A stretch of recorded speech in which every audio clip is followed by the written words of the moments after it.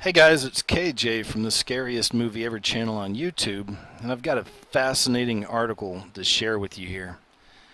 This has to do with a subject that I've covered for years now on the channel, and it has to do with the coming alien deception. I have a whole playlist called Alien Demon Deception that you can check out sometime.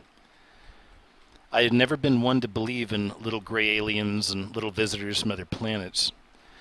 This is the narrative that we've been sold for decades now, specifically through all forms of media. It's always the idea that, there's other planets out there with other little beings and all these things we're seeing in the skies. Well, that's them. They're just, dropping by to say hi. And as I said, I've covered this subject time and time again throughout the years. Please check out that playlist if you're interested to see more in this. And through the videos I've done, you'll see how we've been deceived and how we're being set up for extraterrestrial contact. Predictive programming, social engineering, all of these tools and methods have been used on the public for many, many years now, all getting us ready for this great deception. So when I saw this article come out, I just knew that I had to make a video on this and share this with you guys. NASA is bringing scientists and theologians together to prepare the world for extraterrestrial contact. As I said, I've studied this stuff for years now, so I'm not even surprised to see this. If anything, sometimes I'm surprised it's taken this long. But let's take a look at this article together. It's very interesting stuff. Now this is a fairly lengthy article. I'm going to read it to you, so come along with me and check this out, guys. I think this is absolutely fascinating. I also think this is very, very important. I think there's a really big chance that we're going to see this great deception play out before our very eyes. And it's going to be really important to understand what these things are. Again, I don't believe these are little aliens from other planets. I think that ancient aliens, all this other stuff, it's all psyop. But the connection I've always made with these beings and with these things goes back to the fallen angels. They're demonic interdimensionals. So come with me now as we check out this article together and see what NASA, scientists, and theologians are preparing for.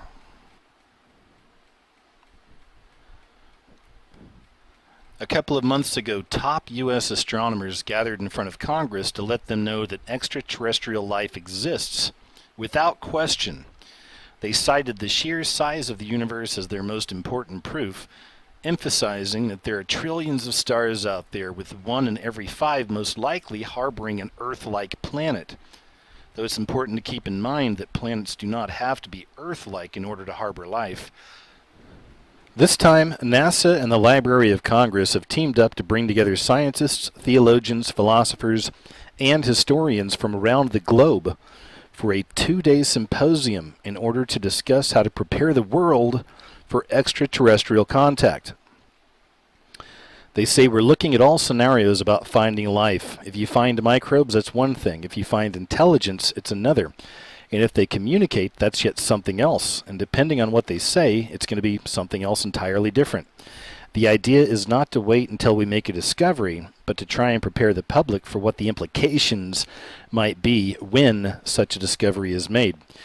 I think the reason that NASA is backing this is because of all the recent activity in the discovery of exoplanets and the advances in astrobiology in general. People just consider it much more likely now that we're going to find something, probably microbes first and maybe intelligence later. The driving force behind this is from a scientific point of view that it seems much more likely now that we are going to find life at some point in the future. And all of this is from astronomer and symposium organizer and the former chief NASA historian Stephen J. Dick. Now here's where it also gets even more interesting. One of the theologians present was Brother Guy Consolmagno, and he used to be the president of the Vatican Observatory Foundation. And these are the guys who are in charge of the Vatican's telescope named Lucifer, right? It is named Lucifer. And this is what they use to keep an eye on the skies, right? To keep an eye on the stars. So again, we have that fallen angel connection, right? That satanic connection to these UFOs and aliens. But Brother Guy Consolmagno says, I believe alien life exists, but I have no evidence. I'd be really excited, and it would make my understanding of my religion deeper and richer in ways that I can't even predict yet, which is why it's so exciting. He is urging the public not to be surprised when extraterrestrial life is discovered, because it is inevitably going to happen, he says. He even said that he would be happy to baptize them.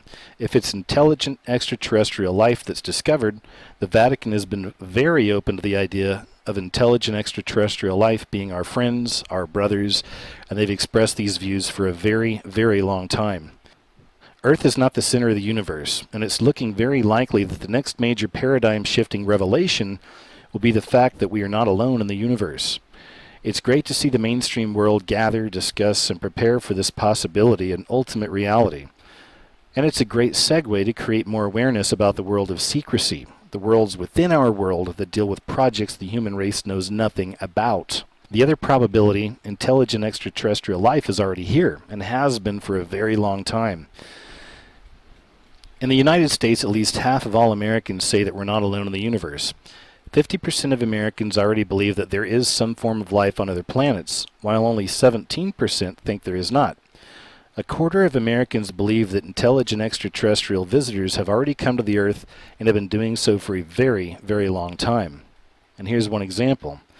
Yes, there have been crashed craft and bodies recovered.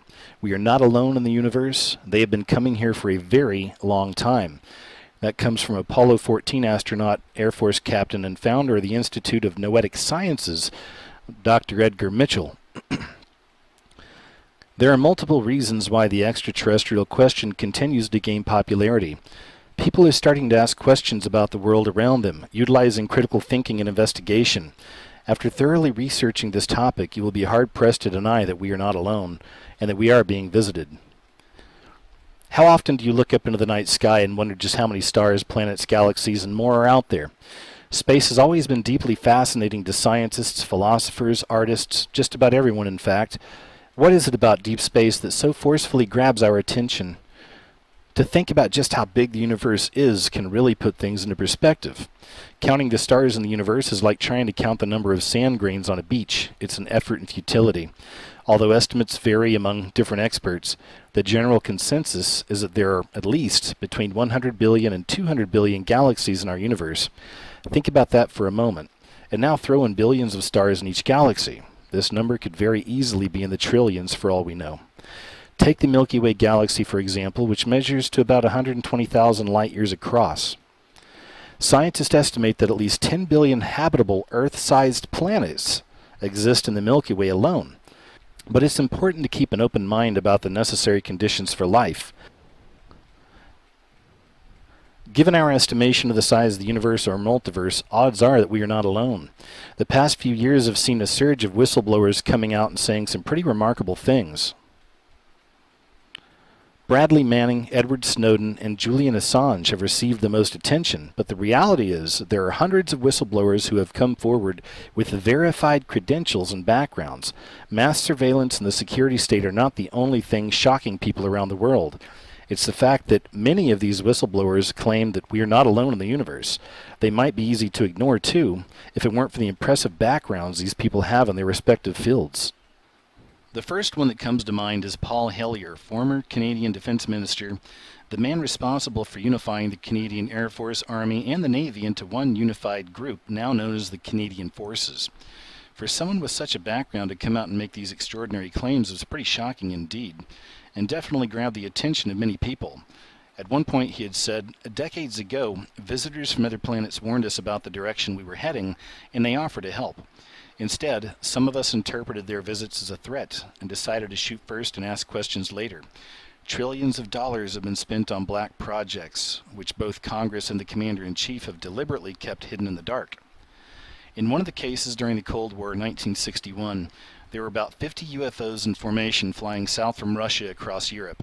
The Supreme Allied Commander was very concerned and was about ready to press the panic button when they turned around and went back over the North Pole.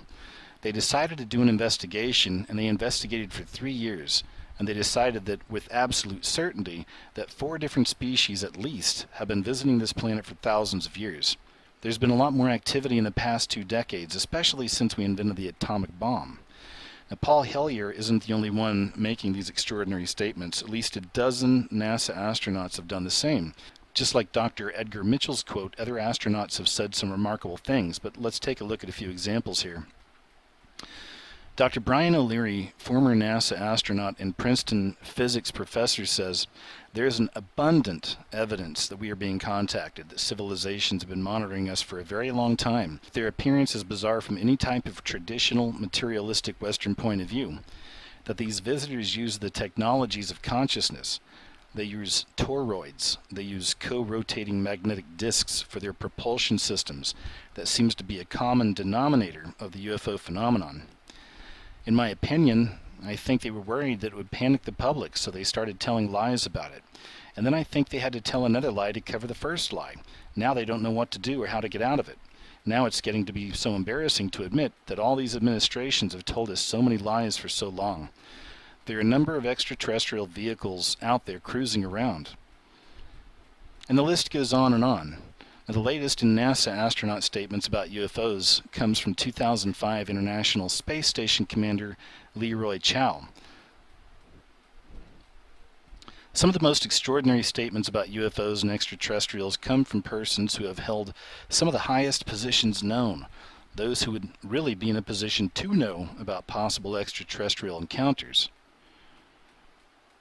Lord Admiral Hill Norton, former Chief of Defense Staff and 5-star Admiral of the Royal Navy and Chairman of the NATO Military Committee, says, "There is a serious possibility that we are being visited and have been visited for many years by people from outer space and by other civilizations.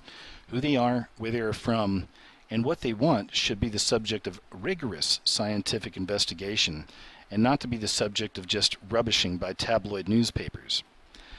General Carlos Castro Cavero, 1979, from UFOs in the National Security State, Volume 2, written by Richard Dolan, says, "Everything is in a process of investigation both in the United States and in Spain, as well as the rest of the world. The nations of the world are currently working together in the investigation of the UFO phenomenon." Jack Kasher, PhD Professor Emeritus of Physics, University of Nebraska, says, "There is another way, whether it's wormholes or warping space. There's got to be a way to generate energy so that you can pull it out of the vacuum, and the fact that they are here shows us that they found that way, whatever it is."